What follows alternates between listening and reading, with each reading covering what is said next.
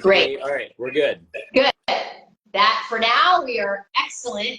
And it is officially 12:30, so I want to welcome anyone who is here right now for the start of Micro Habits of Financially Successful Coaches with myself and the amazing Jonny Roman, who is not only a successful coach, he's also the director of the CFJ Coaching Success School.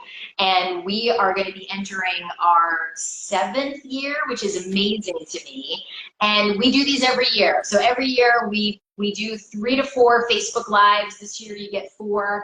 And we pick a different topic every week that we think will serve people so that anyone can come and get value and assistance, regardless if they ever show up at the school.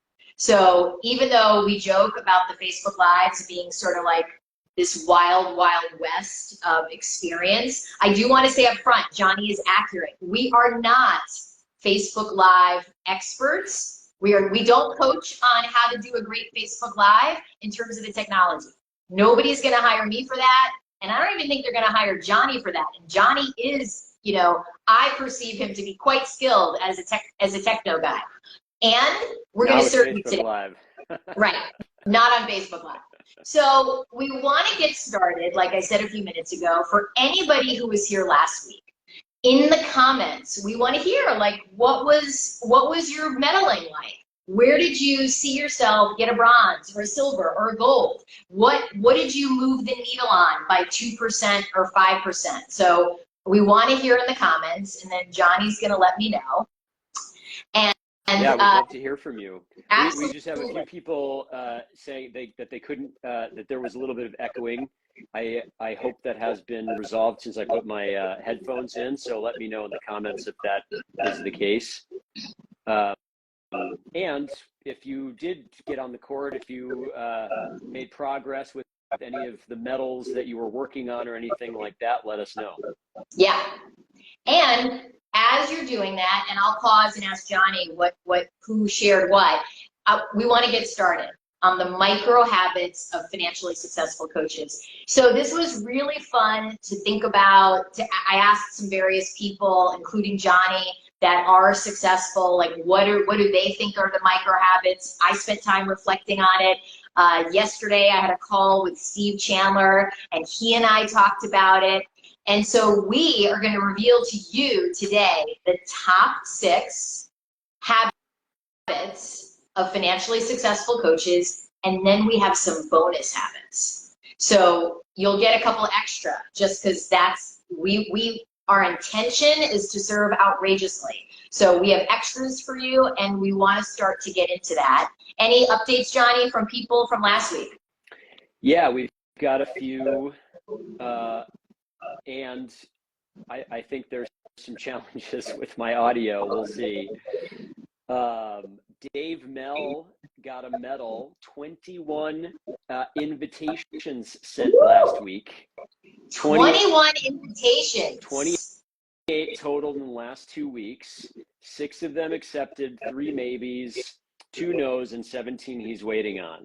So that's all right, huge, like Dave. That is definitely a medal. The music would be playing, your national anthem would be playing, and we would be handing you the medal if you were here with us. Really beautiful work. So bravo to you, Dave. And, you know, now you're in the next phase of the process, right? Some of those people said yes, they're going on your calendar. Some said maybe. It's all good, right? And this is this leads into really this micro habit of, like, financially successful coaches are never completely off the gas in their business. And let me say what I mean by that, because somebody asked this last week and I thought it was really valuable. Somebody said, but what about when my practice is full, right? What am I doing then? And my answer, and Jonny's too, for him was like, no, I'm not going full out in enrollment. I'm not. When my practice is full, I'm serving the clients I have. However, do I know when someone's going to be completing? I do. Do I know where people are in their coaching with me, whether it's 6 months or a year? Are they halfway through? Do they only have a couple sessions left? I'm planning ahead. So financially successful coaches are not all of a sudden in this field called, I just had 4 people complete and I'm shocked. Financially successful coaches are not shocked when 4 of their people complete. They might have feelings about them not renewing, but they're not shocked that that's a possibility. So they're not left high and dry. So if I know 2 of my individual clients are going to complete in 2 months, and whether or not I'm going to see if they want to re-enroll, if I want to re-enroll them, I'm thinking about it. I'm starting to go, oh, who would I want to nurture? Who would I want to have take that spot if they don't stay in it, right? So I'm starting the thought process of enrollment. And financially successful coaches know what's happening in their business. They're not shocked and surprised when things get quiet, and they're prepared. Even if it's uncomfortable, they go, oh, time to put foot on the gas again in a bigger way. They're not disturbed by that. That's a really important piece. Do you want to say anything about that, Jonny, in your own practice, how that became a regular habit? Yeah, I mean, it's, you know, what you were just saying is that financially successful coaches aren't surprised and that they're paying attention. And I find that to, you know, it's the more focused I am on my business, and I'm worried that my audio is not coming through. I took my headphones.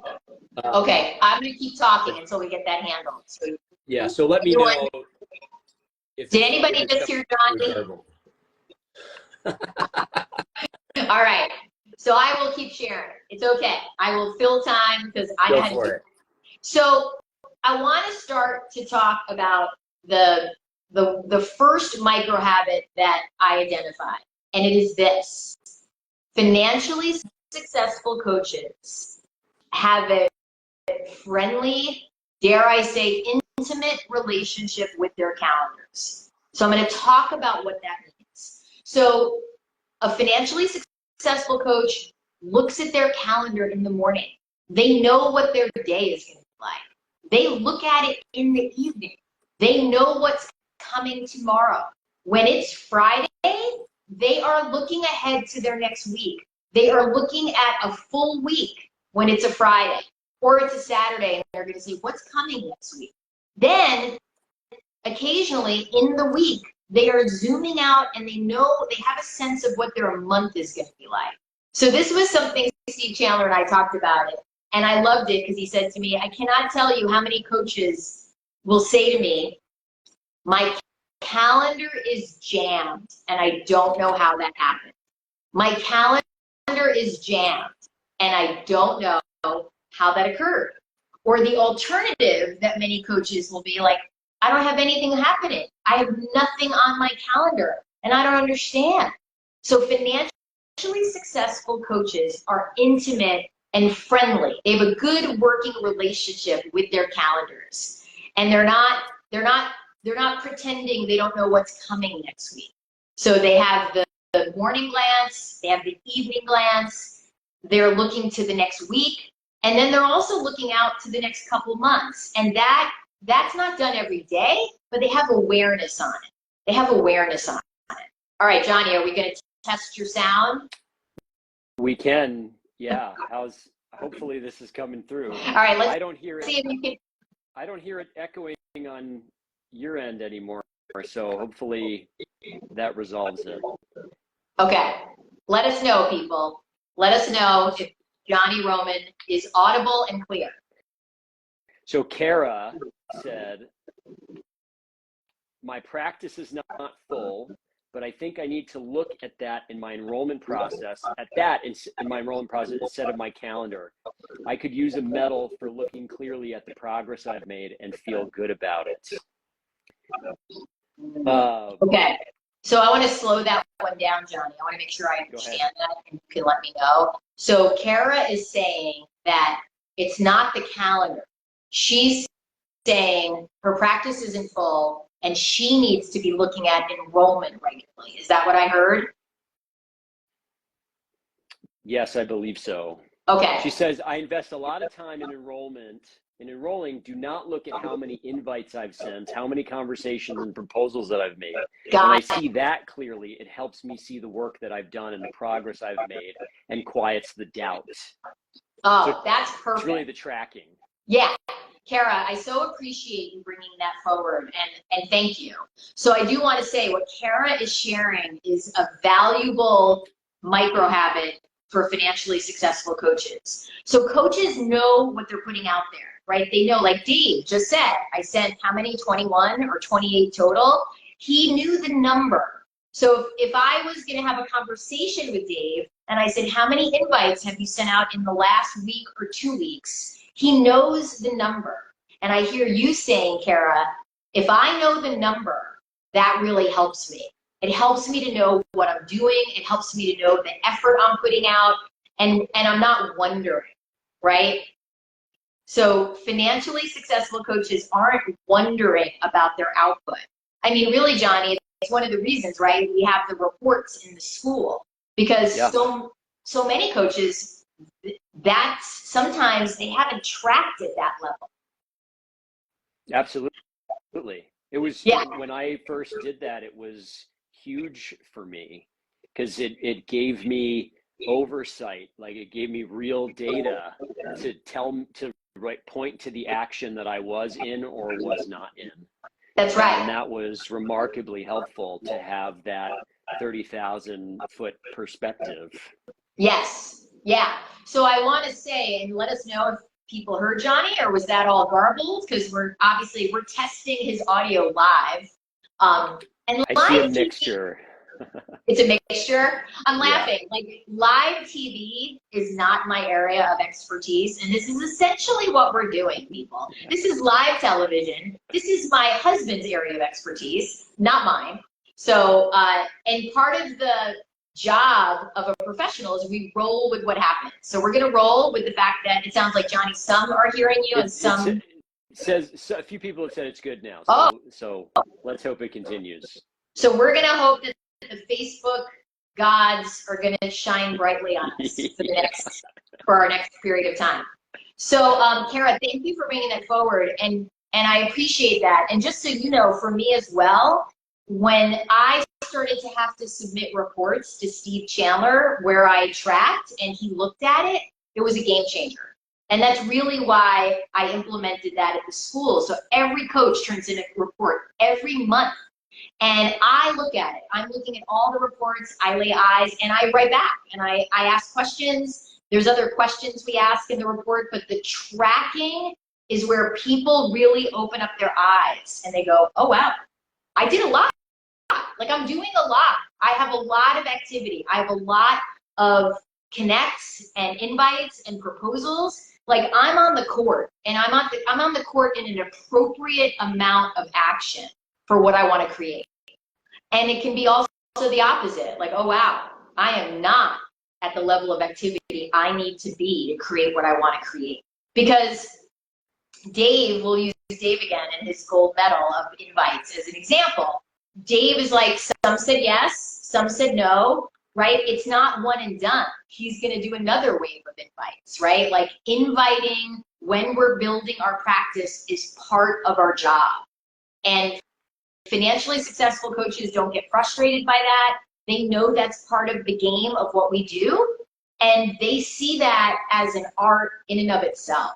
Like writing a great invite that really has heart and lands for someone as really being seen and felt, that's an art. Like learning to do that well from your own real internal guidance, it's an art. And I really, you know, I feel so grateful that I got to learn from the best, right? Steve Chandler is like, his invites were, I mean, if he asked me to go and knit with him, given the quality of his invites, I would go knit with him. It wouldn't matter. So we're all cultivating that skill. We're all cultivating. I would love to see you and Steve knitting together on a couch. That would be Could you fantastic. imagine? That would be, it would be funny. I don't think Steve knits. That's the only problem. And nor do I. Let me be clear. So I'm going to add something because two things. about the art form of writing an invitation. It stands out in a sea of bland marketing and bland, like, I can't tell you how many generic LinkedIn invitations I get that are just, there's no substance to them at all. And the other thing is, when you're tracking, you can look in the crevices. So, for example, if you have high connections and high invitations and even high calls, but low conversions, low income, that helps us dial in and say, well, let's look at what's occurring in your enrollment calls. That's Maybe right. something's happening there. That's where we can laser in on and start to run game film and pick that apart to see if there's opportunities missed.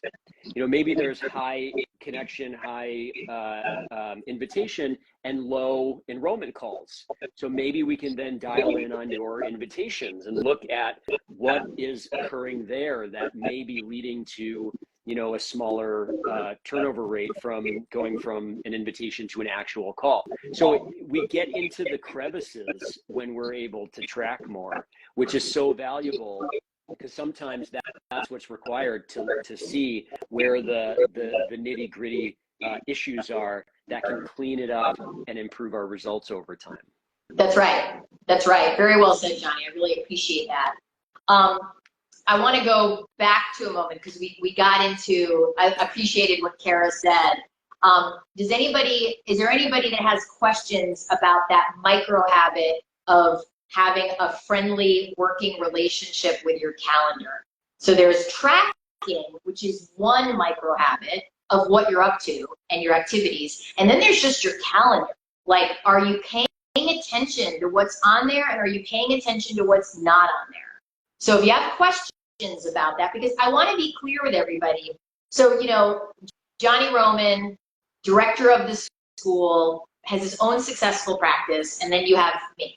Jonny is much more, I would say, someone who uses tracking mechanisms in a way that is very different than me. So, like, for example, when Jonny and I are working live in the school and we need to set up a meeting and I see his calendar, we're talking like color-coded, super, like, it's like a puzzle that only he and his fantastic wife, who's a successful coach, understand. But they are no joke when it comes to like tracking their lives, tracking what they're up to, whether it's for their children and coordinating care or their businesses. Now, you looked at my calendar, there's very rarely color coding, unless I just was in the mood. There's no, like, everything's on there, but it's not fancy. I don't have Google Docs where I'm tracking the people I'm talking to, and I'm writing it down. So I use my calendar a lot, but I don't want anyone to get the impression that being super geeked out on various ways to track things is what I mean by a micro habit. You don't have to do that, right? Steve Chandler still uses a book, like a calendar book, where he writes stuff down. Michelle Bauman, she died in 2015, but 2015, people were using their computers and phones a lot. She still had the big black book where she wrote everything down.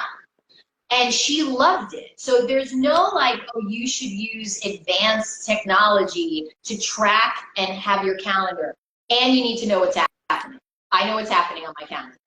So you want a system, not yet on that. And you want a system that works for you. That's right. That's right. Really what you're looking for. One that can turn into a habit, that becomes a habit for you. Walter said, I tend to struggle to respect my own commitments on the calendar. I respect calls and appointments, not so much what I need to do on my own. Oh, that's a great one, Walter. So it actually brings us to micro habit number 2. You're bringing us ahead, Walter, which is great. And it relates to number 1 about the calendar. So micro habit number two of financially successful coaches is no automatic yeses to other people, right? That you honor your own commitments before you say yes to people in your life. So that could look like someone says, hey, I'm having a birthday party. Like, do you want to come? And you had set aside Tuesday night for enrollment time. You were going to write 20 invitations, whatever it was. And all of a sudden, your time goes away and does not get put back on, and you're at that birthday party, right? So Walter, those things, right? Like, we don't just say yes to people. Like, the best thing one of the best things, and there are many that I learned from Steve Chandler, is when someone offers you something, I want you to come to this, or I want you to be on my podcast, or something personal, that we can always say, you know what, that sounds amazing. Can you give me 48 hours? I just need to check on some other commitments I have before I add that in. So can I, 48 hours, and you'll hear back from me. So Walter, that way you're not, if you're putting things on your calendar that is for your business, they don't get moved because someone asks for something, right? Now, if you're saying in that statement, oh, no, it's not that people are asking me and taking my time. It's that I just don't do what's on my calendar. I just don't do it, independent of whether someone tries to take that time. Now, financially successful coaches do what they say they're going to do for their business, right? I really can't stress that enough. Like, I don't have the option of opting out of what I said I was going to do to create a client. I don't have that. I just, it's like if I don't hold myself to my word, it's all going to fall apart, or it will never get built. It's one or the other. It'll fall apart or it won't get built. So I really want to stress, and not stress because it's not a great word, emphasize the importance of, if you are putting time on your calendar where you say, I'm going to send 5 invites, or I'm going to send 5 resources, and you don't do it, you really got to look at that and be like, wait a second, do I need to diminish the amount? Do I need to give myself less time so I do what I say I'm going to do? Do I need to give myself a lower quantity and start with less invites so that I actually follow through? And it's a key. It is a micro habit that is so critical for a financially successful coach, and to keep being financially successful. So that's the other thing. There are coaches who come in hot, they get to 100K, and all the habits fall apart. This is a lifelong career. So I don't want to dip so low that everything goes to bits in my business and then I have to recreate the wheel all over again. Jonny, do you want to talk about this a little bit? Because I think you do this really, really well in terms of, if you say you're going to do something, you do it. I mean, over time, in the coaching world, being coached myself and really learning about and connecting with the value of my word has really resonated with me. And so I have practiced placing weight on my word, and practiced really honoring that when I say something, that I don't hold that loosely, that it is, I'm saying it because I'm actively intending to follow through, like that. It becomes a sort of a bind, and I practice getting really clear that if I'm not going to follow through, if I really don't want to or don't think that I'm going to, not giving my word about it, and really not saying, and really clarifying, actually I have to decline, or I'm not going to do that right now, or I'm going to hold that as an intention and not a commitment. It's, et cetera. So it's really been a product of coaching and becoming aware of the value of my word over time, so that when it comes out of my mouth, it has meaning and weight. Right. Most of all to you. Right. Yeah. And really that is a micro habit, right? And I want to flesh this out a little more for people. So there's keeping your word to yourself about your business, right? Like, oh, I have 30 minutes of enrollment time on my calendar. I don't know what I'm going to do with that time, but I'm going to sit and do something, right? Like that's a commitment that I'm making to myself. Here's another one. So if I talk to someone and I say, oh, you know what? I have something I think could really help you. I have this audio that Steve Chandler has, a guy I know, did many years ago that's so useful. And it's called Professional Self versus Social Self. I'm going to send that to you. That is a promise. That is gold. You want it, like you want, and that's where writing it down. I don't care if you have stickies all over your desk, your life, your chairs. It doesn't, again, but that gets done. Financially successful coaches, when they say they're going to send someone something, they do it. They do it within 24 hours or less, and they do it, right? Now, when we've been a coach for a while, like myself, and Jonny is growing in his years in the business, right? I have enough goodwill with my clients where if I say I'm going to get them something, and by chance I don't, they're going to write to me and say, Carolyn, you said you were going to get this to me. But that's rare. And there's enough goodwill. They have enough experience with me that they know I'm going to do it. That's a rarity. So I'm not saying it doesn't ever happen. But it's like that I want this, and especially with prospective clients. With prospective clients, you say you're going to send them something, you send it. You say you're going to send them an email, you send it. And this is a habit. This is something we practice, and we do it every single time we follow through. Our confidence grows that we know we can be counted on. We want people to count on us. That's a big piece of this profession, right? I want my clients, the people in my school, to know they can count on me, that I'm going to show up and I'm going to send them what I said I was going to send them, independent of anything that's occurred in my life. Independent of anything that's occurred in my life. You know, unless someone is all of a sudden in a health crisis in my life, in my family, or someone's dying, I'm gonna show up, right? Or if I'm not, I'm gonna let them know. I'm gonna have them served some other way. I mean, a good example of that is when my father was dying of COVID in the hospital in 2020. It was a class weekend. I think you were in the class, Jonny. Yeah, I was. And as we moved towards the class, remember we were all virtual, I started to, even though I was home, I started to get like, I'm not going to be able to do this. Like my family needed me to be available. My brothers were managing all this from New York.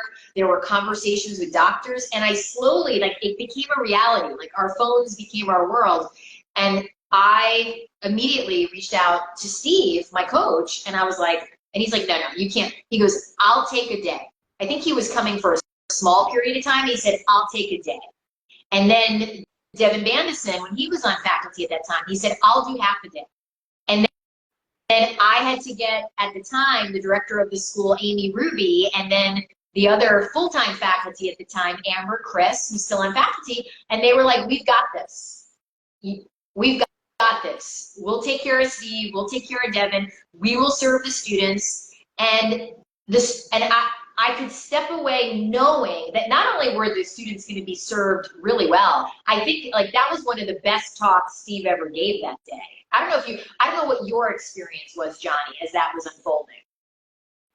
I mean, I don't remember the specific details. The main thing I remember is that I didn't feel like there was any loss of value on our end, on the students' end. It didn't feel, I mean, obviously we felt that you weren't there. Sure. However, they had it. You know, Amber did beautifully. All the guest faculty did beautifully. Like Amber really navigated that, taking the lead. She did fantastic. It was right.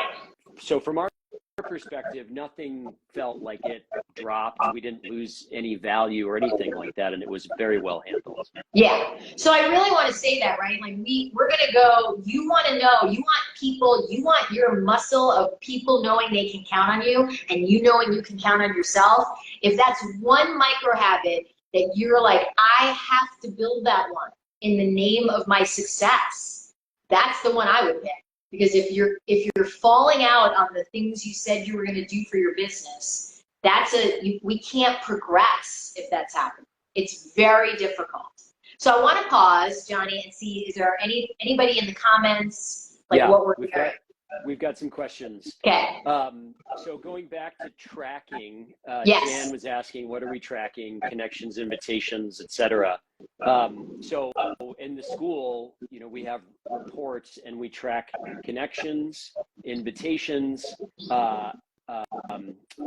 number of conversations that you're having, like actual enrollment conversations. Yep. How much in proposals, the dollar amount of proposals that you're making in those enrollment conversations, and then what people are saying, the dollar amount people are saying yes to, what we call your billings. So those are the 5 pieces that we're tracking in the reports. Yeah. Go ahead. And there's a couple of questions people answer as well every month, but those are more questions about how you're doing, questions you might have, but that's the specifics of what we track from your business. Absolutely. Yeah. Do them, if I'm saying that right, asked, what about when coaching slots are not full? What's the most useful substitute for those times? What a great question. I'll answer, Jonny, and then you answer. For me, if I don't have, and I assume that's clients, right? If I don't have clients, I am doing one of two. Yeah, I'm doing one of two things. I am looking through all my emails, like the ones I put in the trash, the ones I sent, the ones in my inbox, and I'm going back like 3 months, and I'll go slow, and I'll be like, who did I potentially miss that might be showing up in my life in some way that I could serve? Like, and that it's not exclusive to, if I'm newer as a coach, it could be, I had a guy, I remember a couple of years ago, he came to I think we were putting up new curtains or something. It was something, or putting fabric on something. And he and I got into a conversation, and all of a sudden I realized, wow, this person has a lot going on in their world and in their business. And I said to him, he kind of knew I was a coach. He'd asked me before, but I said, I do this a lot with people. Do you want to come sit and talk with me? And we'll just talk. Like, I want to hear more. Let's see if we can get a handle on a couple of these things. My gift, no strings. And he did. And he came and sat with me. And he never became a client. I want whoever's asking that question to know. But it's what I did with my time. I looked for ways I could start to connect with people and give them time. And I'm doing that via my email. I'm doing that, I have a kid, so back then, she's 16 now. I don't see as many of the other parents because teenagers don't want any parents really like getting together at the end of the school day as they wait, right? Everyone's like, okay, get in the car, don't look at anybody. But I used to, at my kids' school, right, be standing there with 10 other parents as we all waited for them to come out. That was a great place that I would slow down and start to be like, what do you do? What are you up to? And conversations came from that. So I am looking for ways to nurture, to get to know someone. I might be going out in the world at that time. So it's always about who can I connect with, who can I serve. Free time, if I need clients, that's what I'm doing with that time. Do you want to, Jonny, I want to hear how you did that. Yeah, I mean, not much different. I mean, my free time was similar, looking through emails, looking out in the world at who I can serve, being out in the world and making connections. That it's sort of really going back to the basics, like where are my opportunities to serve, making sure sure my listening is, you know, attuned to if I'm having conversations with people, what's coming up, and that's kind of it. So Yeah. it's really not much different. And it's one at a time. So I think one of the things that happens when we have space on our calendar, when we have a spot to fill, or we have a couple spots to fill, right? We think in volume. We're like, I need clients. I need clients. I need people. And really, the only way we build our practice is through one person at a time. So I always want to take it down to who's one person I can write to. Who's one person that I know of that's going through something, whether it's great, new job, and I know they're got a lot going on, or something challenging. What's one person I know that I could make a difference for today? Anything else, Johnny, you're seeing? Yeah. Tiffany said, are there micro habits for those of us transitioning from full-time jobs to coaching? Our calendar is 40 hours a week at our job. Yeah, that's a big transition, Tiffany. I really hear you and I acknowledge you. In some ways, this is going to be that transition. It's an interesting experience because you know how to do a 40-hour-a-week job, right? It's like I had a full-time job. When I left my full-time job to be a full-time coach, I was both thrilled that I was the architect of my time, and I was aware that how I used my time and how I related to it really needed to change. Because, you know, I've shared this story before. Like, I remember going to Trader Joe's, the grocery store, at 10 in the morning on a weekday. And I was like, oh my gosh, people are out in the world at 10 in the morning. I mean, I felt like I was like in a luxury land, grocery shopping at 10 in the morning. And so you want to start to play with what's the real estate of my life going to look like, knowing that if I'm creating a full-time practice as a working coach, I work full-time. Now, full-time for you may not be 40 hours, it may be 35, it may be 30, right? It's like that can flex when we're our own bosses, but that the essence of what we're doing is full-time work. So if I want full-time money, if I want to be earning a strong living of 100K or more, or 80K, or whatever is going to be right for my life, I want to be really clear. That's going to take full-time creativity and full-time engagement. So I'm showing up for work every day. And that means whether I'm starting my day at 10 and ending it at 4, or starting it at 9 and ending it at 4, or, you get to be more flexible with what works for your life and what you want. I know coaches who are like, they don't start till 11, but they're at it till 8 or 9. Or they start at 10, they go to 4, and then they do a little bit at night, right? That's what I did because I had a young child at the time. So, bedtime, dinner, that time was taken up. But once she was asleep, I was back at it for at least a good hour. I mean, maybe more, right? I hung out with my husband, but he didn't need to hang out with me that much. I mean, we lived together. We liked each other, and we had plenty of time. So, Tiffany, let us know in the comments, is that helpful to relate to it as, I get to create my days, but I'm going to create them. I'm going to have a sense of how you might be experimenting, but you're not just, it's not that there's no thought put into it. It's that calendar thing again. I know my calendar. I know how I'm structuring my days, even if I'm structuring free time, right? It's great when you leave a full-time job and you can finally go to your fitness class at noon. I am certainly not saying don't do that. But then you got to know, like, oh, if I do that now, that means I'm going to put in more time later. I'm going to put in more time later. And financially successful coaches are willing to put in time, especially in the beginning, called as much as it takes, right? I don't know if Jeff's son said he was going to join us, Johnny, so let me know if he's with us. I don't know if he's put in a comment, but if you're here, Jeff's son. I haven't seen him yet. All right, we want you to know that we know you and we see you. Any other questions or thoughts? Yeah, Oh, Jeff's son is here. Ah, good. So with regards to Tiffany, you know, one of the things you told me early on when I was really just starting my business and transitioning into really becoming full-time coach was that I was basically in startup mode.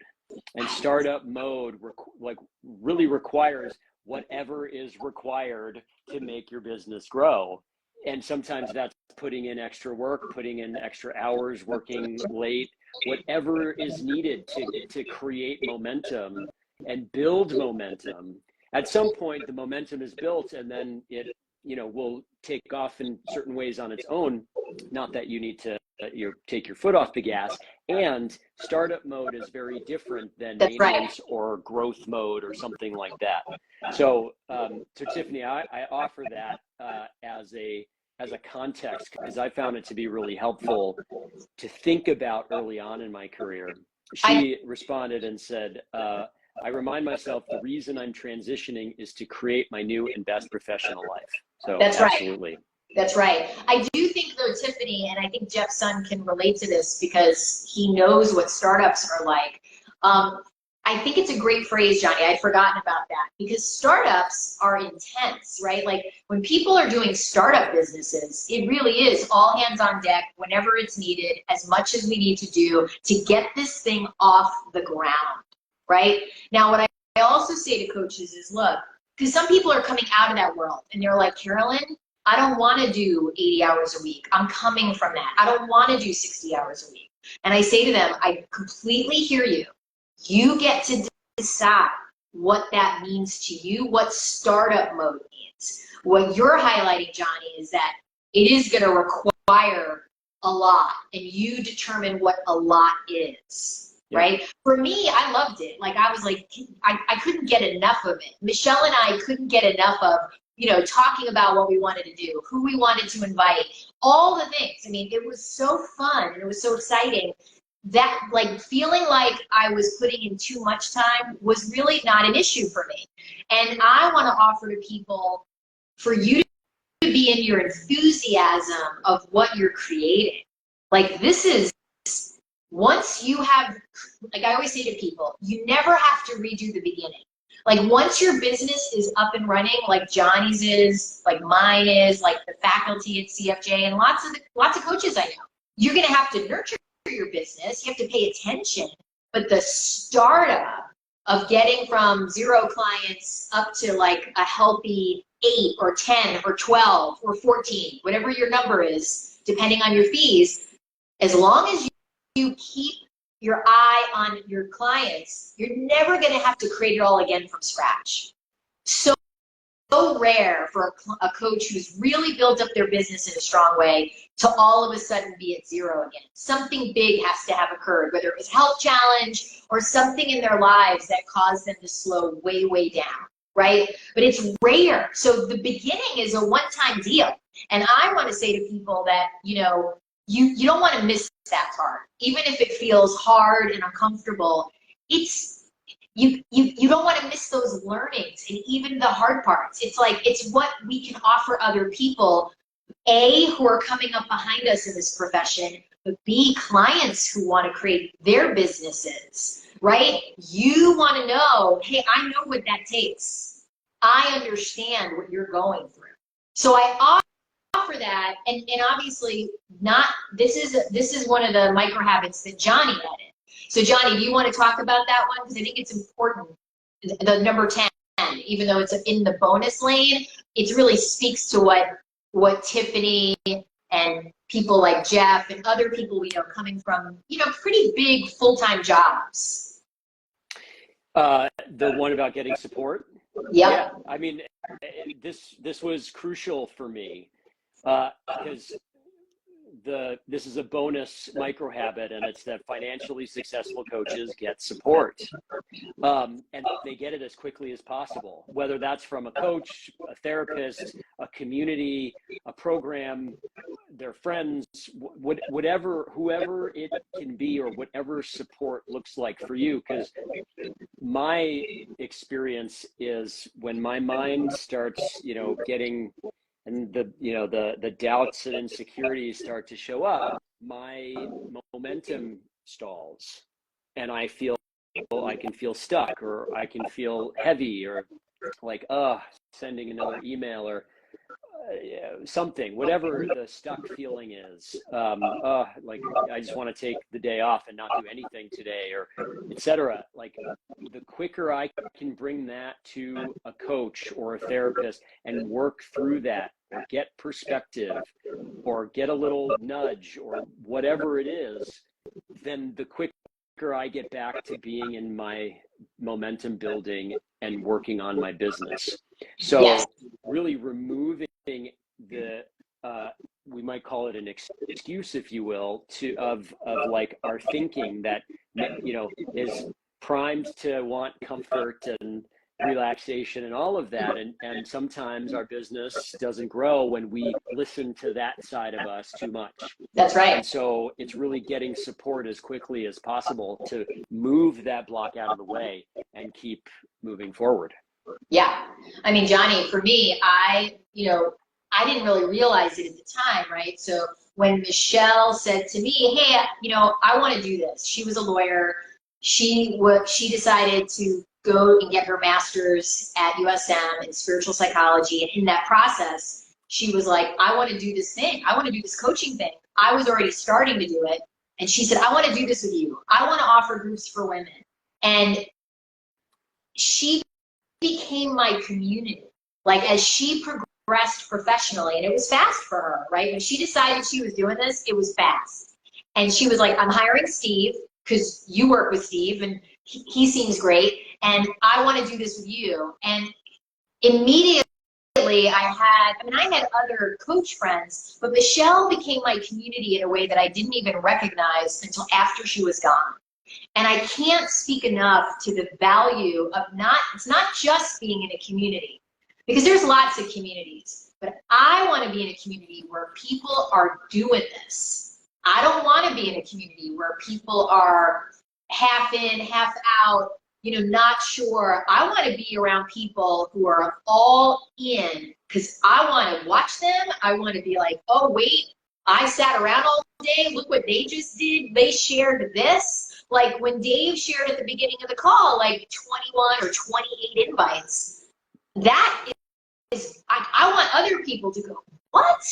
Oh my gosh. Well, if he could do that, I could do that. Like, I want to be in community with people who are all in on their financial success as a professional coach. I think it's really important, because there are a lot of communities where there might be some, but that's not the main intention of the community. So I wanted, and so Michelle, I mean, she lit a fire under me. I was like, oh my gosh, I've been at this. I was in my job. She was like, I'm leaving my job. I'm leaving being a lawyer. And I was like, oh gosh, like maybe it's time for me. Knowing what I know about myself when I look back, if Michelle had not been like, oh no, I'm taking a leave of absence. Oh no, I'm doing this. I probably would have hung out at least another 5 years, if not more. Really. Like, having her she was really, in a funny way, even though I'd been coaching longer, she was a way shower in terms of being someone who was like, I am letting nothing stop me. I have found this profession. I love it. I'm creating this. I mean, Steve will share this story about Michelle. When she reached out to him to talk to him, and she was like, I don't want to be a lawyer anymore. I want to do this coaching thing full time. And he said, well, why don't we first see if we can help you feel better about your current job? Like, what about feeling more fulfilled as a lawyer? And Michelle's answer was, no.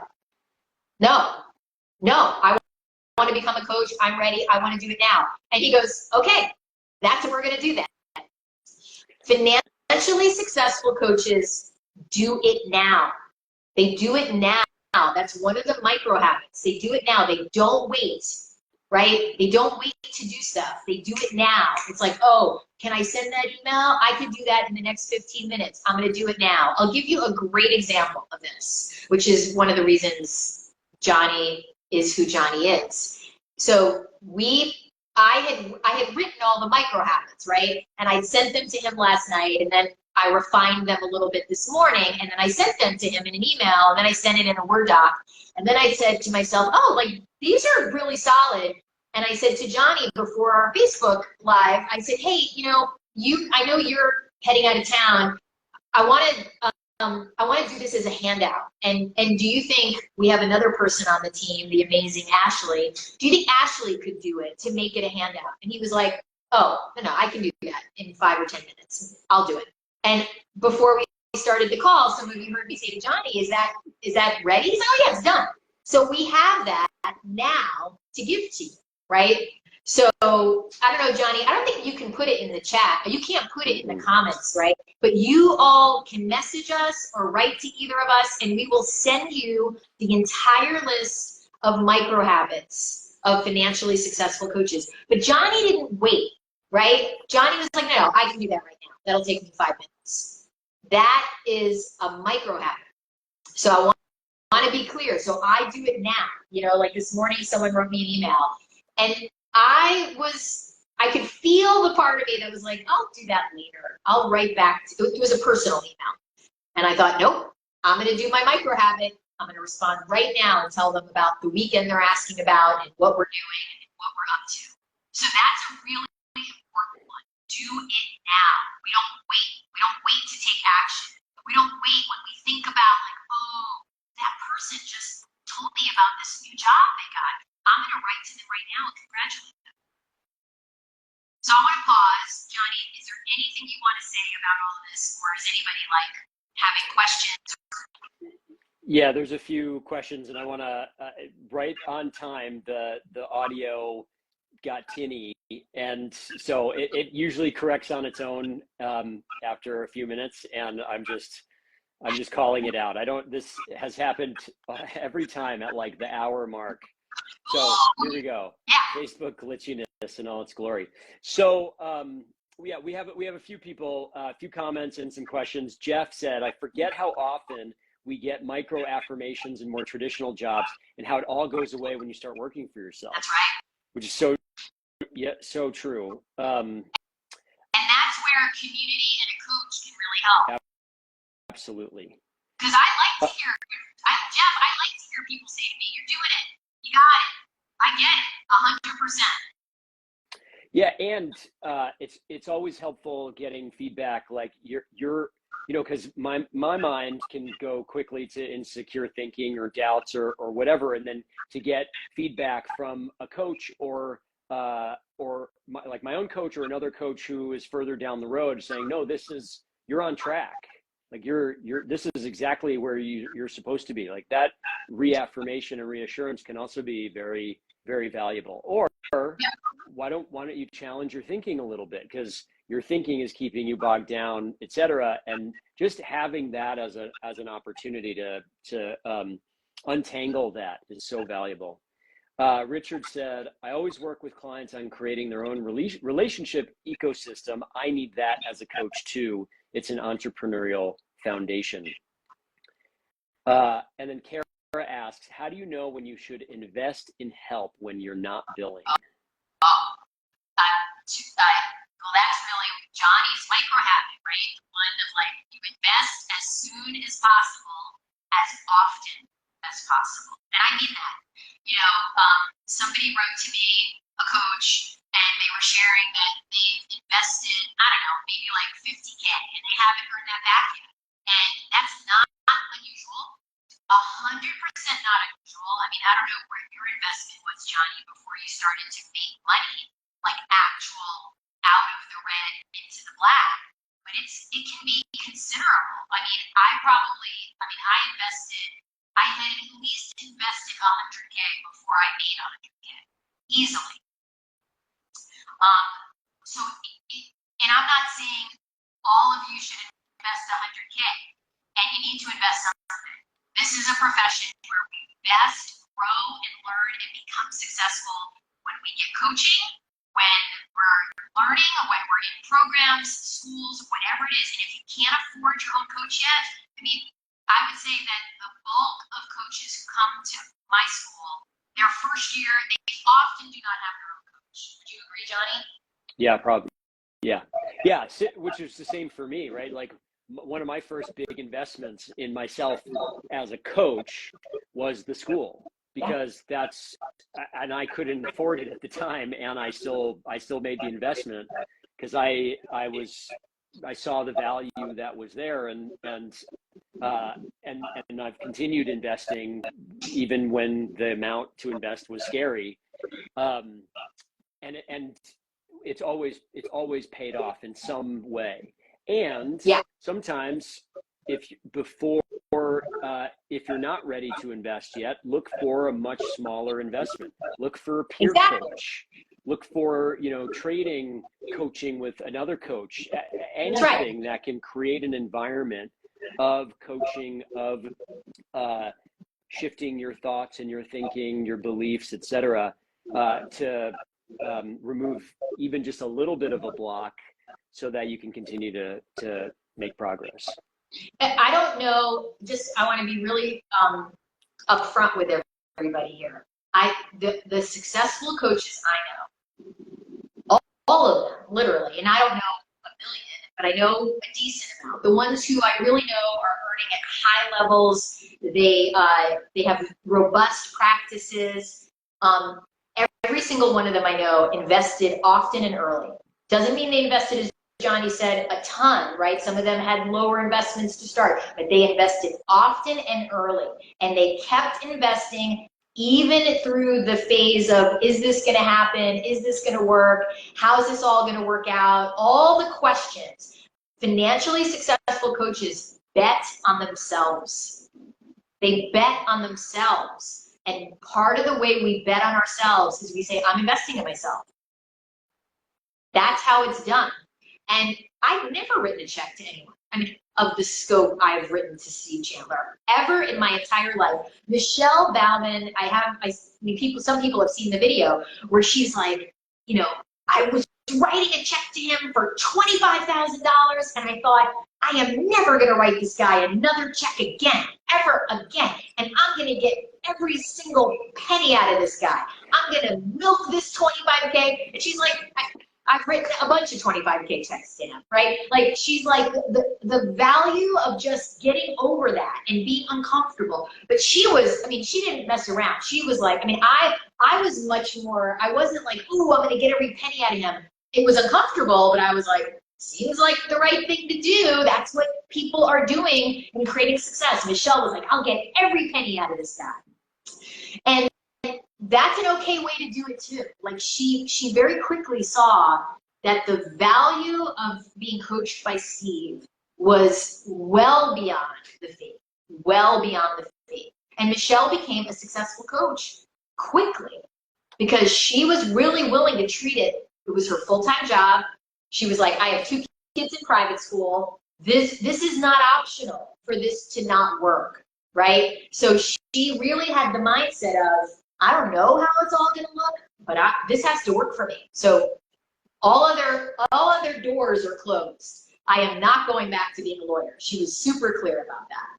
What else do we have, Jonny? Let's see.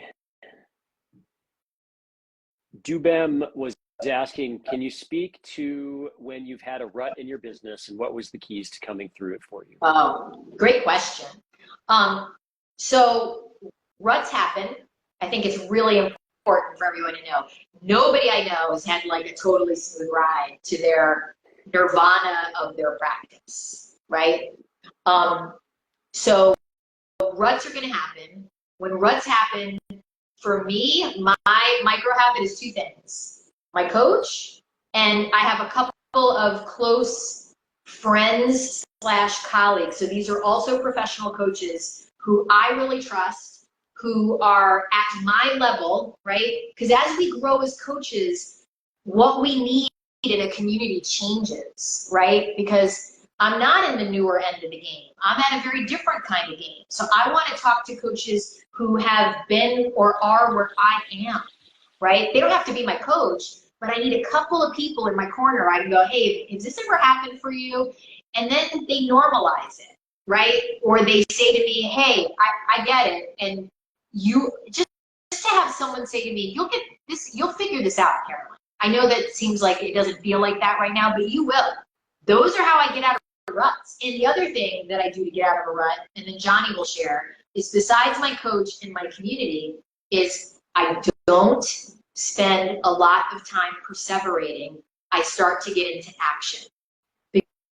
Because if, I joke, if left to go down the dark alleys of my own mind, nothing good is going to occur. So I got to get into action. Serving is the way. When I feel bad, if I can find someone to serve, I will feel better. Even if I don't care. Service is my way of life, right? So it's not only about will you become my client. I just want to serve. So if I serve, I'll feel better. Do you want to share, Jonny? Yeah, I echo everything that you said. To me, ruts show up in in many ways. I was laughing to myself, like the beginning of my coaching career kind of felt like one long rut. I agree. And that's where the support piece came from for me, is having the community. In this case, it was the school for me, having my own coach later on, having a program, having, my wife is super helpful and valuable. She's also a coach. So, we have a little coaching community and context between us as well. And now, I can get in ruts where, I, like the other day, I felt like I messed up. I felt like I messed up with a potential client, and didn't serve as high as I could have, and I felt like I dropped into a rut. And so I reached out to my coach and I said, "Hey, I feel like I'm in a rut. Essentially, can you support me?" And he helped me untangle my thinking and really, come back to a more grounded place inside. So to me, ruts can happen like every few days or every few weeks or something. It's not like, it doesn't even need to be like, my ruts could last for a few hours and it can really feel like a rut. So the other piece for me is action, like you were pointing to, like not letting the rut, in the past, I would let ruts go on and on and on, like in some ways I made that okay, and now that's no longer okay. Right. I'm no longer okay that I stay in a rut my business stays in a rut for a very long time. That's for right. Weeks on end. It's like, okay, I need to take a day to myself or a night, and then it's action, and it's getting back into it. So I think it's really important. That's a really important point, Jonny, because I think when we're on the newer end, it can feel really uncomfortable to speak out loud that we feel like we're in a rut, right? Whether that's to our coach or to a community. And we've heard that in the school, right? When a coach is new, they're sometimes uncomfortable on the Facebook page saying, "I'm a mess," or "I'm not doing well," or "I'm nervous," or "I'm scared." And the moment they start to share that and get all the encouragement and support and coaching, things start to lift, right? When we come out of the darkness into the light of acknowledging what's going on for us, amazing things start to occur. And that's an important learning in the rut. And it's an important learning because we don't want our clients not telling us when they're in ruts. I've had clients, I'm like, "Why did you not email me? Like, you were going through this and you didn't say a word." And we really slow down on that. Like, we got to look at that. Like, what made you try to muscle that one out on your own? And we talk about it. So I think it's a great question. I want to share a piece of one of the micro habits, and it's number 4, Jonny. And this is about money, because I want to make sure we speak them all, and then we'll open it up again. So money. So financially successful coaches know where their money is going and when it's coming in. And I mean that even if you're putting stuff on a credit card, right? Like, so, Devin Bandison, when he was on faculty at the school, one of my favorite stories is like, he got a loan from a bank to do Steve's school, I think, the ACS, when Steve had his school. He literally, like at midnight, went on and got like a loan at the worst interest rate humanly possible. I mean, like, he didn't care. He was like, I'm doing this. It was 10K. God knows it was probably more like 20K with the interest rate or more. And he did it. But he knew, he was so clear. He knew what he was doing when he did that. He wasn't like, la, la, la, I won't look. He knew, and he knew there was going to be some debt associated with that, right? But he bet on himself. But he didn't bet on himself with his eyes shut. Financially successful coaches choose to spend money consciously, even if they're doing a credit card investment, and they know when money's coming in, you know, and they're willing to, I mean, I've had, in my earlier days when I did a lot more payment plans, it's like, if I had a client write to me and say to me, hey, I know my payment is due X. I'm requesting a week extension because of this thing occurring, right? It's like, I was like, 9 times out of 10, I was like, great, extension granted. Because it was a clear request. They asked me a week ahead of time. It wasn't like fumbling, not talking about it, that kind of thing. It's like, financially successful coaches know where their money is. They know when it's coming. They know when it's going out. And everyone's ability to tolerate the discomfort of investing is personal. So I know coaches who are like, I'm investing in so-and-so, they're 50K, and they can tolerate that discomfort. They're like, I'm good with it. Other coaches are like, absolutely not. I can't, that wouldn't work for me. You, as Jonny said, you're going to stretch in any investment, and you know what you can truly tolerate and still show up for yourself, and what you can't tolerate. So money is a micro habit, in case anyone was wondering. Yeah. What, any questions, comments, Jonny, that we can look at? Well, Richard said, I've invested 120K in the first 5 years, and now 15 years in, I still invest regularly, even though I currently want a relatively small client load. Commitment to growth matters. Yep. Kara said, it's weird being in a world where people don't understand and value coaching. That's a hidden value of the kinds of community that you're talking about, undoubtedly. Yes. Yes. And that is unique to the profession, I have to say. Like, I know leaders who regularly invest in themselves, and it's still, we're in a unique profession to really understand the full value of what it means to invest in ourselves and be part of a community. Like, and that's okay, right? Like, there are entrepreneurs who get that, there are leaders who get that, and we're in a unique profession in this way. And it's great that you know that, Kara. Any questions hanging out in there? Yeah, one from earlier from Rossi said, last week you gave a couple of great suggestions about building community one person at a time, such as a book club, hosting talks at a library, and wanted to know if you had any other suggestions. Yeah. You know, Jonny, let's think about this in the context of what we've seen coaches do in the school. So listen, there was a coach a couple of years ago. I thought this was a great idea. He basically decided that he was going to do a very short Facebook Live. I think he did it like a couple times a week at the same time for like a month.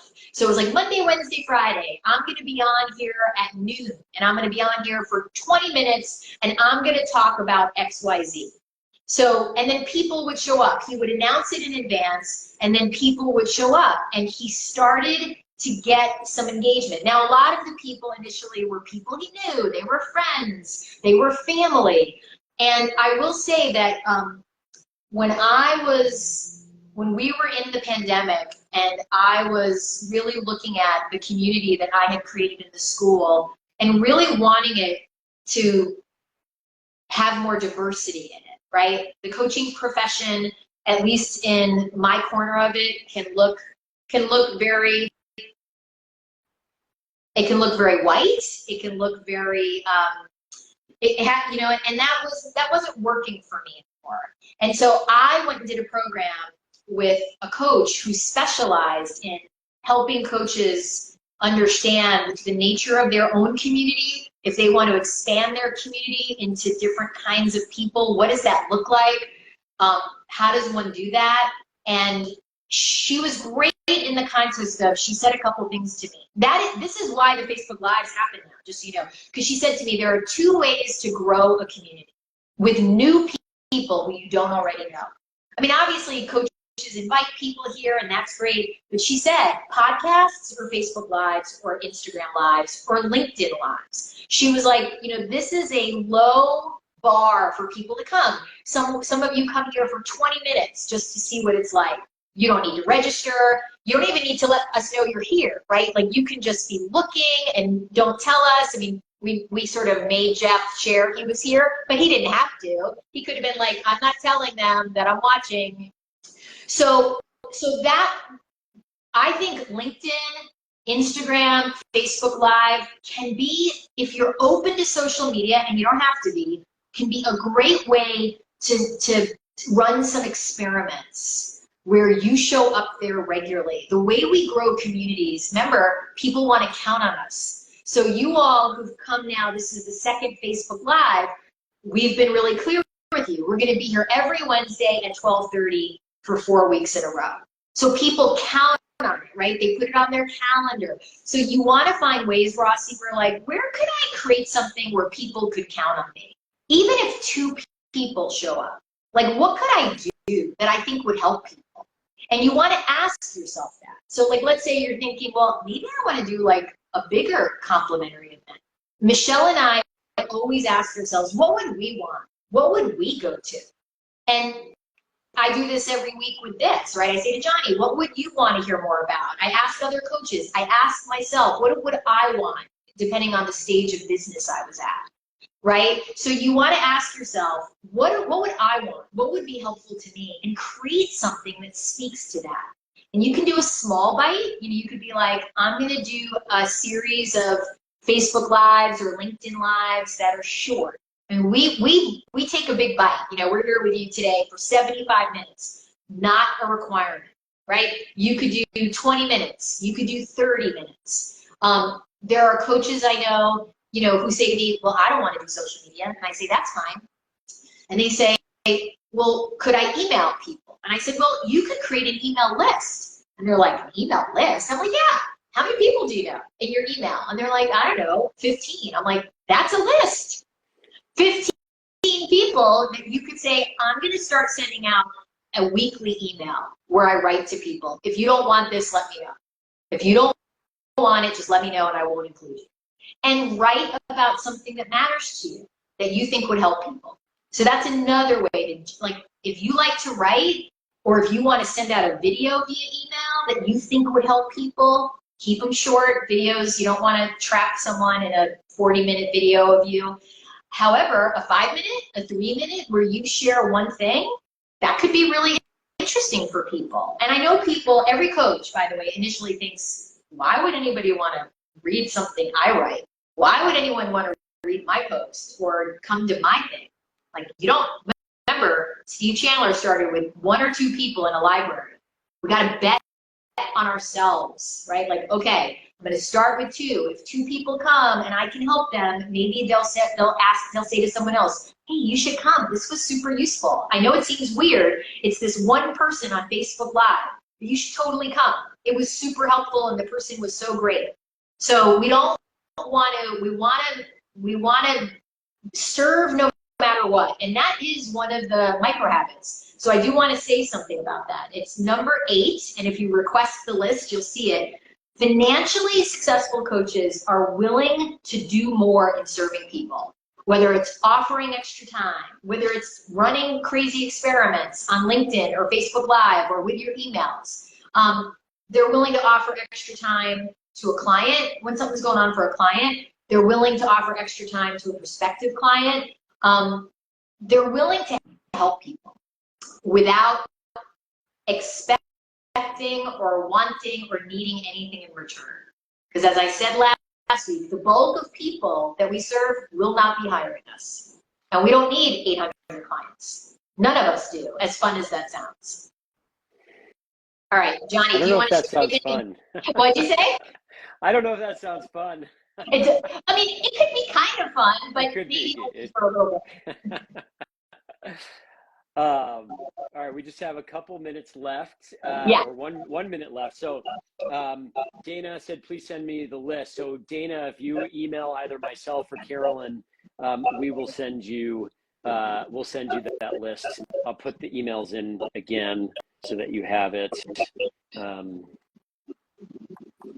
And yeah, so we've just got the one more minute, Okay. and then we're done. All right. So let us know in the comments as we complete, was the micro habits of financially successful coaches, is it useful to you? And if you want to share which one are you going to take on in the next week, which one we shared today that you're like, that's mine. In the next week, I'm going to practice that. I'm going to go for that. Okay. And then next week's topic is going to be great. So I will be revealing that shortly. And come next week, Wednesday at 12:30 Pacific, Jonny and I will be here.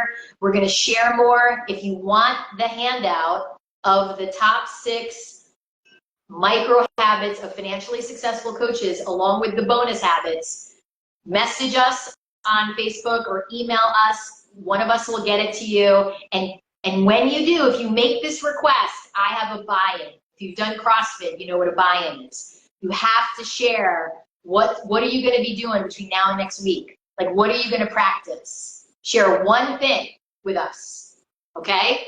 And if you have questions, message us. Even if you don't want the handout, if there's something we can help you with, email us or message us, and we will see you next week. Excellent. Good to be Nice with work, everyone. everybody. Nice work. Yeah. Take care. See ya.